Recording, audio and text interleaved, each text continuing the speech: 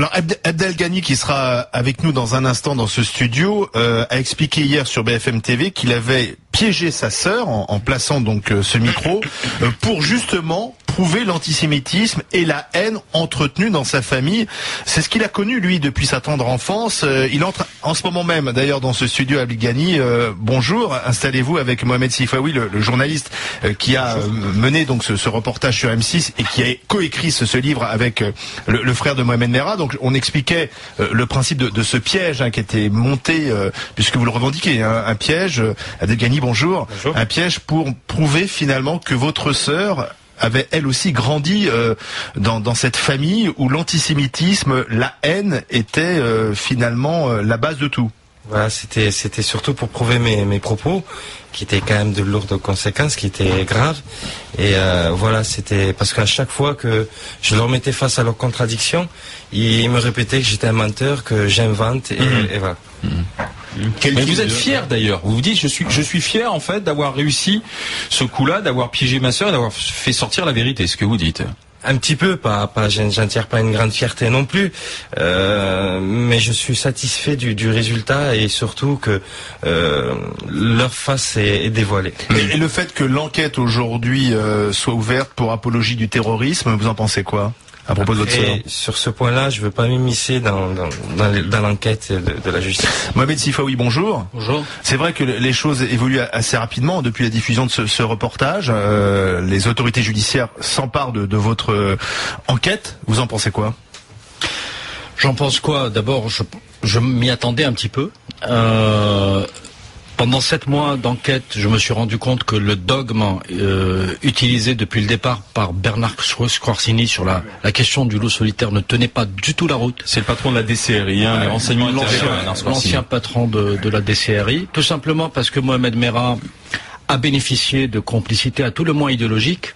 En étant présent à Toulouse pendant ces 7 derniers mois, j'ai bien observé qu'il y avait un certain nombre de personnes qui étaient clairement identifiées depuis plusieurs années comme des personnes potentiellement dangereuses qui étaient en contact avec Abdelkader et Mohamed Merah. Et ensuite, évidemment, lorsque j'ai connu Abdel Ghani, il m'a permis de compléter quelque part le puzzle en me permettant d'avoir ce regard sur l'intimité de la famille Merah. Et donc aujourd'hui, j'observe et je constate 2 choses. C'est que Mohamed Merah, sur le plan idéologique, et c'est important de souligner sur le plan idéologique parce qu'on parle de terrorisme islamiste, donc à connotation idéologique et politique. C'est pas juste des criminels, des braqueurs de banques. Sur le plan idéologique, donc Mohamed Merah a bénéficié incontestablement de connivence idéologique à l'intérieur même de la cellule familiale, et il a bénéficié des mêmes connivences idéologiques à l'extérieur. Par la suite, ce que l'enquête devra déterminer à mon sens, c'est justement toute la question de qui lui a financé quoi. Souad Merah, y compris dans un entretien téléphonique que j'ai eu avec elle où elle se savait filmer et enregistrer, séquence que je n'ai pas utilisée dans le reportage parce que je l'avais appelée pour essayer de lui donner la parole et en lui disant clairement que le reportage allait la mettre en cause puisque j'avais recueilli un certain nombre d'éléments qui la mettaient en cause. Elle a reconnu lors de cette conversation qu'elle avait, comme elle l'avait dit d'ailleurs à Abdel Ghani, qu'elle avait acheté un billet d'avion pour Mohamed lorsqu'il partait en Syrie. Abdel Ghani, c'est très courageux votre démarche, bien entendu, tout le monde le souligne. Et sur Twitter, depuis ce week-end, vous êtes quasiment sur le banc des accusés. On vous reproche, certains vous reprochent d'avoir dénoncé votre propre famille, de pas finalement être solidaire de votre famille. Qu'est-ce que vous en pensez de ça? Ça paraît complètement incroyable, mais c'est aussi des réactions qui sont écrites ou en tout cas entendues. C'est fou, mais je sais pas comment vous dire, comment réagir à ça. Moi, je voulais savoir la vérité. Presque peu importe le prix, mais je voulais connaître la vérité. Si les personnes disent que c'est mal ou pas bien ce que j'ai fait, j'aimerais bien le revoir à ma place. Non, mais si je peux me permettre, il faut aussi être sérieux. Je veux dire, sur les réseaux sociaux, il n'y a pas que des gens équilibrés. Donc c'est vrai qu'on peut être affecté lorsqu'on prend la chose au premier degré, mais franchement, lorsque on passe ses journées sur les réseaux sociaux à commenter tout et n'importe quoi sans aucune assise intellectuelle, très souvent, parce que quand on voit la qualité des commentaires, c'est souvent. Est-ce que Abdel Ghani peut par exemple retourner dans son quartier? Non, je pourrais plus retourner dans le quartier, ça c'est sûr et certain. Pourquoi ? Parce qu'il y a certaines personnes qui sont pour les salafistes, pour le djihad, et qui les couvrent et qui couvrent une partie de Vous ma êtes devenu famille. leur ennemi ? Dans votre quartier de Toulouse, on est d'accord? Oui, c'est ça. Oui. Enfin non, même il a quitté Toulouse. Oui, depuis, Donc c'est-à-dire que vous êtes devenu leur ennemi ? En quelque sorte, oui, eux, ils me voient comme un ennemi. Vous n'avez pas peur pour votre vie, là? Donc, je repense à Salman Rushdie quand vous dites ça. Est-ce qu'il n'y aurait pas une fatwa contre vous à un moment ou à un autre? Parce que vous avez une famille, hein, aussi. Oui, je sais bien, mais je suis quand même protégé par la République. Il y a quand même des lois ici, il y a la police, certes. Non mais c'est quand même, il faut. C'est le monde à l'envers, aussi. Non mais attendez, moi depuis des années que je travaille sur le terrorisme islamiste, j'entends ici et là pourquoi les Maghrébins, d'une manière générale, ne dénoncent pas l'extrémisme, etc. Et lorsque certains Maghrébins le dénoncent, on leur dit finalement, j'ai été atterré par exemple par le titre du Figaro il y a 2 jours, le frère aîné des Méras balance. Je veux dire, il faut être sérieux. C'est pas une balance cet homme. Ah non. Cet homme, moi, qui le fréquente depuis plusieurs mois, est un vrai républicain. C'est pas un républicain de posture, c'est pas un républicain de verbiage. Et là, pour le coup, c'est du vrai courage. Républicain qui a prouvé par ses actes et son engagement qu'il tenait à certaines valeurs. Donc je ne pense pas qu'aujourd'hui, y compris pour des crimes moins graves, qu'il y aurait en France beaucoup de personnes qui auraient le courage d'Abdelghani Merah de se démarquer de leur propre famille. Parce que dans plusieurs familles françaises, on a beaucoup de choses à dire. Mais je connais peu de gens qui oseraient se démarquer d'un frère voleur ou d'un frère délinquant. Mais justement, c'est ça qui est le plus intéressant dans le parcours et dans ce que vous décrivez dans ce livre, c'est comment avez-vous échappé à l'embrigadement, en fait? Parce que vous expliquez que depuis que vous êtes tout petit, vous entendez votre mère vous dire que les Arabes sont nés pour détester les Juifs, hein, c'est ce que vous dites depuis votre tendre enfance, et vous avez grandi dans cette atmosphère de haine. Comment avez-vous fait pour échapper à ça? Déjà, premièrement, j'aime pas la haine, même si des fois j'ai réglé mes problèmes par la violence et qui s'ensuit. Je sais que ça ramène que des problèmes et que de la peine aux gens. Et après moi, tout ce qu'on disait que tous les Français, tous les Juifs étaient racistes et nous voulaient pas. Certes, il y avait une petite minorité qui était comme ça, mais ils étaient pas tous comme ça. Moi, à l'école, quand je voyais des copains, des enfants de mon âge, j'entendais pas ces discours qu'on me disait, que mes parents. Donc à l'extérieur, vous constatiez qu'il y avait un décalage par rapport à ce que pouvaient vous raconter vos parents. Voilà, exactement. Est-ce que quand on lit le parcours de votre frère, il y a un mot qui revient, c'est la prison. Il est passé en prison et si j'ai bien compris, la question s'adresse aux deux, j'ai bien compris, c'est souvent en prison que les premières rencontres se nouent, que les organisations, les réseaux se mettent en œuvre. Et donc votre frère ressort, ça explique peut-être aussi, vous n'êtes jamais allé en prison. Si, vous aussi, et vous y avez résisté, vous l'avez senti ça. Mais ma question c'était, est-ce que il y a aujourd'hui dans ce pays, peut-être avec un point de départ qui est la prison, un réseau salafiste probablement minoritaire, très organisé et très dangereux pour la République? Oui ou non? Oui, bien sûr que c'est oui. Mohamed Sifa, oui. Ce que je constate, c'est que, évidemment, quand les gens sont emprisonnés, privés de leur liberté, ils sont dans une situation de fragilité. Or, il y a des endoctrineurs salafistes qui utilisent en prison cette fragilité pour récupérer un certain nombre de jeunes. Et on observe depuis plusieurs années des gens qui sont incarcérés pour souvent de petits délits et qui sortent comme de grands aspirants djihadistes. Et ça, donc c'est toute la problématique aussi. Y compris le garde des Sceaux. Non mais oui, mais toute la problématique aujourd'hui, il ne s'agit pas de le savoir uniquement, il s'agit de lancer une réflexion sur comment finalement traiter le délit et la petite délinquance. On ne peut pas mélanger des petits délinquants avec des gens qui sont condamnés dans des affaires de terrorisme. D'accord, mais Abdelghani Merah nous dit, moi j'ai résisté en prison, il a résisté il a fait 3 semaines de prison. D'accord, mais il y a eu quand même une petite tentative. Vous dites aussi, j'ai résisté au torrent de haine qui était déversé aussi dans sa famille. Est-ce que salafisme mène forcément à djihadisme et au parcours de Mohamed Merah? Parce que moi je me souviens en direct dans les grandes gueules, on a eu des pratiquants musulmans, des pratiquants qui dénonçaient la violence, qui nous disaient, moi je suis salafiste, mais je condamne le parcours de Mohamed Merah, je condamne les propos de Souad Merah aussi qu'ils avaient entendus sur M6. Il y a évidemment un courant salafiste qui n'est pas djihadiste, il y a un courant salafiste qui a une pratique très poussée de la religion, mais qui n'est pas du tout violent. Il existe. Il y a des salafistes qui ont condamné les actions meurtrières de Mohamed Merah.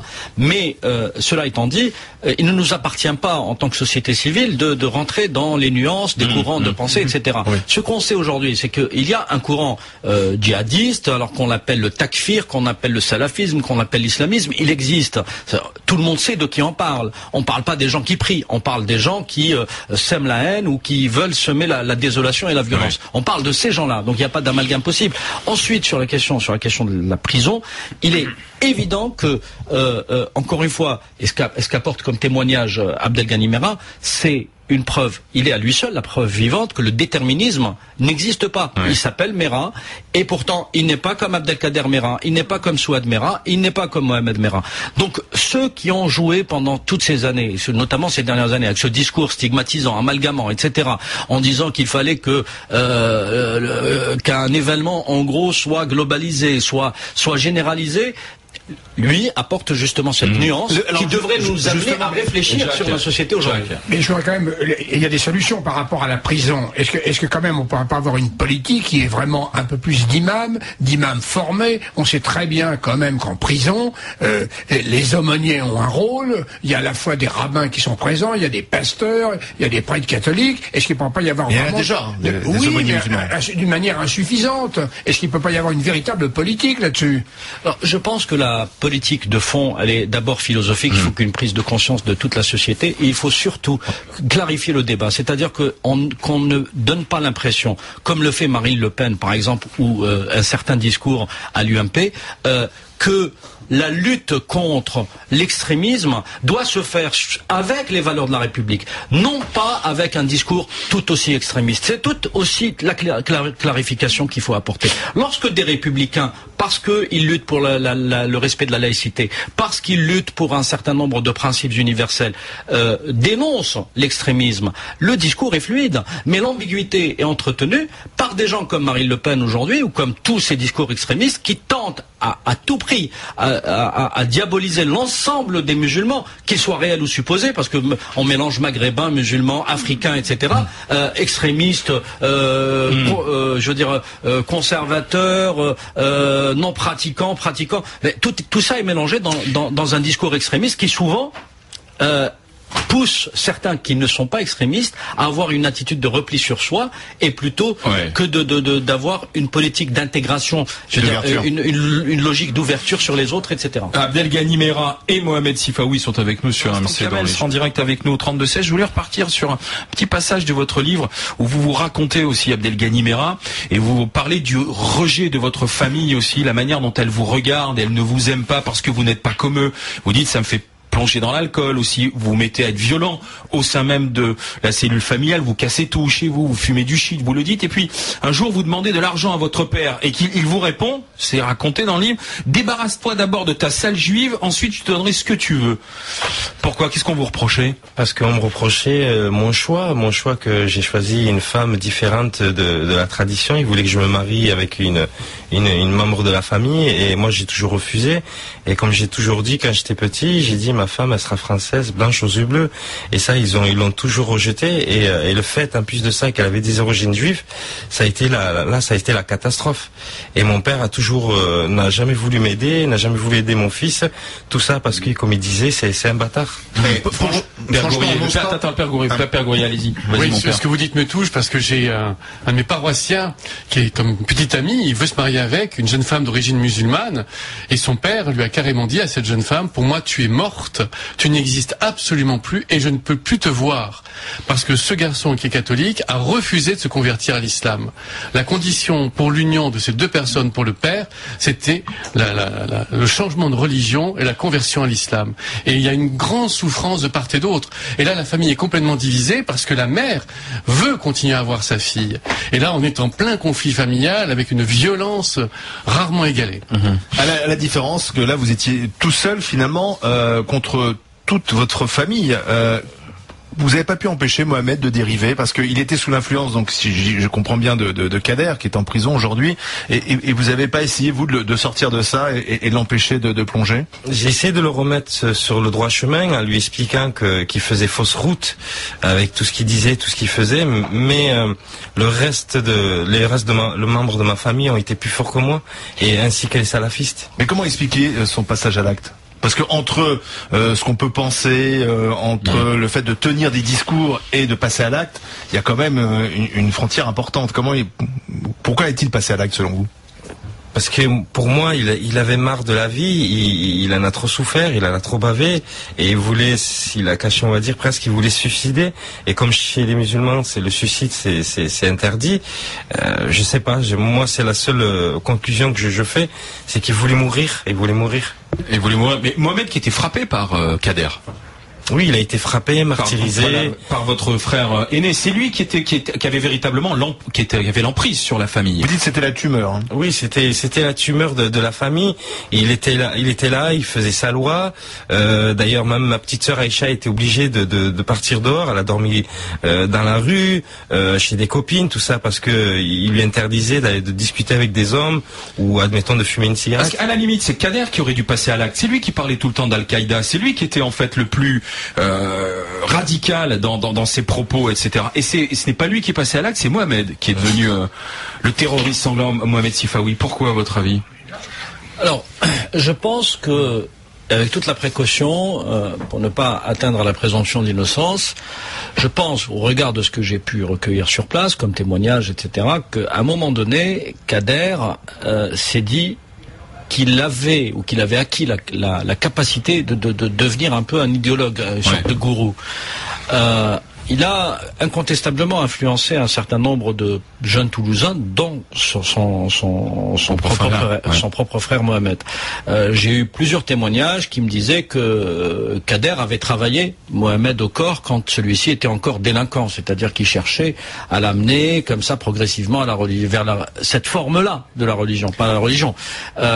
Et par conséquent, progressivement, il a de toute manière, à mes yeux en tout cas, participé à.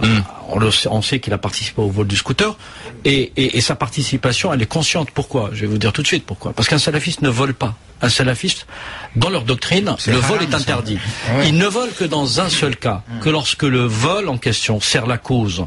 Or, en se rendant complice d'un vol du scooter avec son frère Mohamed, il savait pertinemment que ce vol n'était pas destiné à un quelconque enrichissement personnel ou à une petite filouterie, mais que ce vol allait bien servir la cause à laquelle il croyait profondément depuis déjà quelques années. C'est pour ça qu'à mes yeux, la participation de Kader au vol du scooter est l'acte fondateur ou le prélude des assassinats. Et alors l'hypothèse d'un troisième homme, parce que il y a Kader, il y a Mohamed, et puis on parle d'un troisième homme qui aurait aidé votre frère à commettre. D'abord, c'est Kader qui le dit pendant ses interrogatoires et qui affirme, on le sait depuis le mois de mars, il a bien parlé de l'existence d'un troisième homme lors du vol du scooter. Vous le connaissez, Abdelghani, ce troisième homme? C'est un ami, un voisin? Du moins, j'ai des soupçons sur une personne. Après, moi, je suis pas policier. Mais ce troisième homme serait donc toujours en liberté? À ma connaissance, oui, c'est une piste qui a été totalement inexplorée. Ce qui a attiré notre attention en fait pendant l'enquête, c'est que évidemment, moi, j'essaye de chercher qui est ce troisième homme. Je prends une phrase qui a été dite par Abdelkader lors de ses auditions. Il dit: c'est un ami d'enfance des Izars. Je demande à plusieurs personnes dans Abdelghani quel est l'ami d'enfance de Kader habitant aux Izars qui continue à le fréquenter aujourd'hui. On me cite le même homme, on me cite un converti originaire des gens du voyage, très proche de Kader depuis l'enfance, et que Kader a converti vers le salafisme. Et quand on cherche à le voir, pour essayer de vérifier l'information, c'est là où la grande surprise et le trouble s'est installé, c'est qu'on s'aperçoit que cette personne a complètement disparu.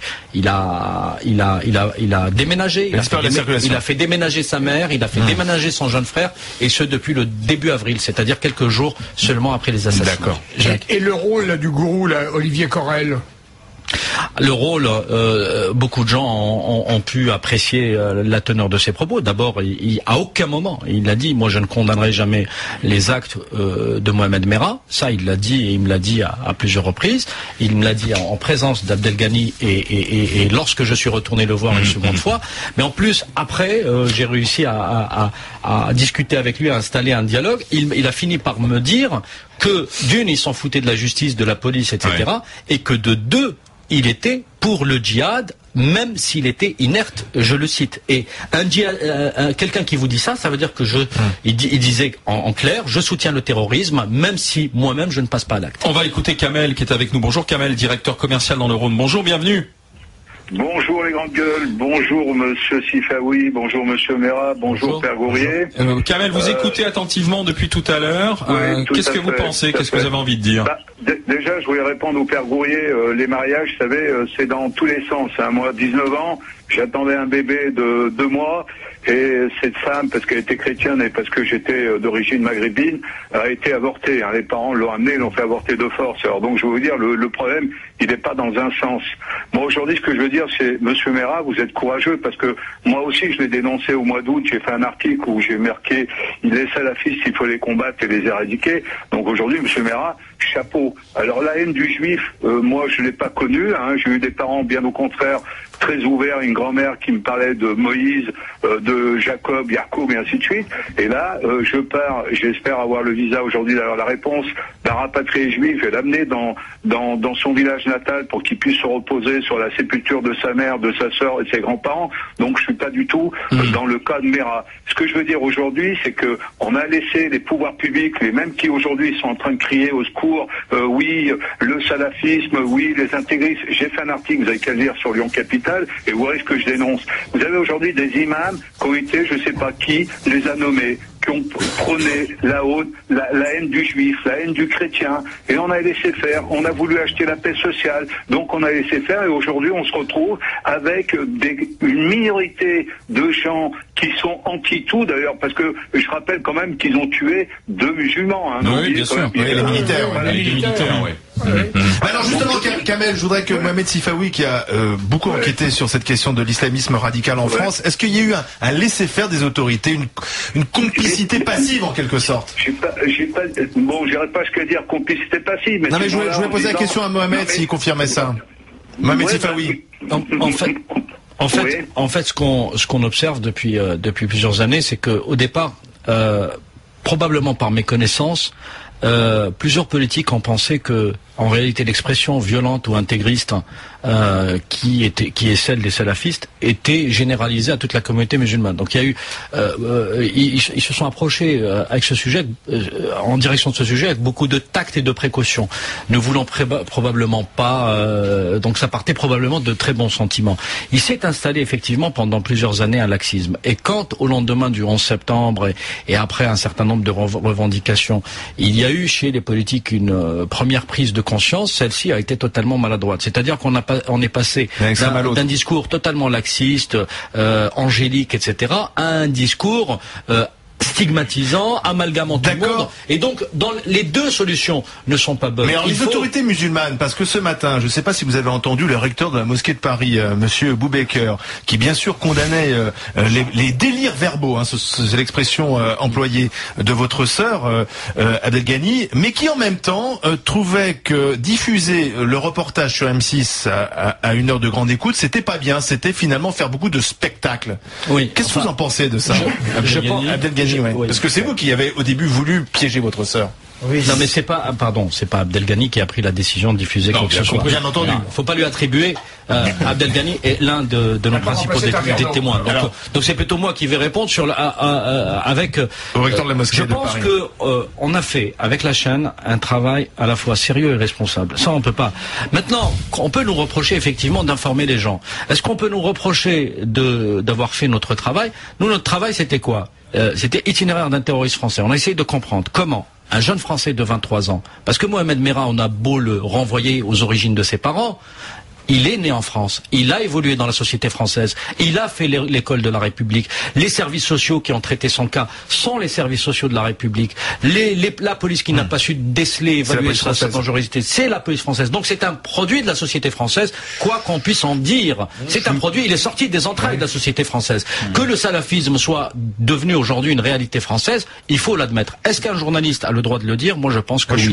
Est-ce qu'un journaliste... Non mais je vais juste terminer mon raisonnement. Est-ce qu'un journaliste aujourd'hui, on va lui dire finalement, il faut pas raconter les choses gênantes et racontez-nous le monde des bisounours qui n'existent pas? Ce n'est pas ma vocation. Malheureusement, notre vocation, c'est aussi d'aller chercher, de faire de l'investigation et chercher finalement si la thèse officielle... Parce qu'il nous reste une minute. Abdel Ghani, il faut quand même qu'il s'exprime là-dessus. Est-ce que vous demandez aux autorités musulmanes, et Dalil Boubaker en fait partie, de s'engager davantage dans le combat contre justement ce fanatisme religieux? Bien sûr, comme je dis toujours, c'est nous les Maghrébins en premier lieu de les combattre, ces gens-là, et bien sûr avec l'aide de la France et des autorités. Et voilà, je fais un appel à tous les Maghrébins qui rejettent tous les salafistes, tous les extrémistes, de les combattre, de les montrer du doigt. Faut qu'ils aient peur maintenant. C'est plus nous avoir peur d'eux, c'est eux qui doivent avoir peur de nous. La peur doit changer le camp, en fait. Voilà, excusez-moi, j'ai envie de vous poser une question quand même à vous deux ainsi qu'à l'auditeur. J'ai le fils de paroissien qui est devenu salafiste, et il dit à ses parents, il le répète, un français d'origine catholique, etc. Moi, je m'appuie plus sur les hadiths que sur le Coran. Est-ce que il n'y a pas là une distinction? Le hadith, c'est la tradition. La tradition. Et il a cité à ses parents des textes d'une violence inouïe, qui m'ont extrêmement choqué et qui m'ont beaucoup perturbé. Je dis avec beaucoup de respect, beaucoup de précaution. Je suis au courant, Père Gourier, parce que je ne sais pas si vous savez, cette personne, qui est dans votre paroisse, a cherché à rentrer en contact avec moi depuis le mois de mars-avril, et on est en contact. J'essaie de lui décrypter très modestement, à travers mes modestes connaissances sur le sujet, pour essayer non pas de le rassurer, mais de lui donner une certaine réalité. Alors, oui, il y a un salafisme intégriste, comme il y en a dans toutes les religions, comme il y en a dans la religion catholique. Il y a des intégristes chez les musulmans. On prêche pas la mort chez les intégristes. Oui, mais j'essaie de vous expliquer les deux courants. Il y a un courant intégriste comme il existe dans toutes les religions. C'est un courant intégriste non violent. On peut le qualifier d'intégriste selon notre regard, nous, d'une société moderne. Après, il y a une minorité de salafistes violents, c'est-à-dire qui seraient capables de passer à l'acte. La frontière est très tenue.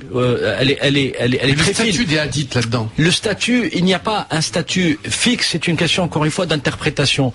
Le problème, la fragilité aujourd'hui de la religion musulmane, c'est que il n'existe pas de clergé, il n'existe pas une autorité morale reconnue qui puisse, je parle de l'islam sunnite, à même de donner le là. Et ce qui devait être sur le plan spirituel une force, puisque l'islam sunnite installait une sorte de verticalité, on ne va pas rentrer dans la théologie, est devenu une faiblesse, puisque finalement on a, en raison de cette réalité, on a beaucoup d'imams autoproclamés, beaucoup de penseurs autoproclamés, beaucoup de théologiens autoproclamés, qui sont souvent des ignares et qui passent de l'ignorance... Ils peuvent s'appuyer sur ces textes plus que sur le Coran. Et ils passent souvent de l'ignorance à l'obscurantisme. Merci Mohamed Sifaoui, merci Abdel Ghani Merah, mon frère, ce terroriste, un homme dénonce l'islamisme aux éditions Kalman Lévy, messieurs, merci d'avoir été avec nous.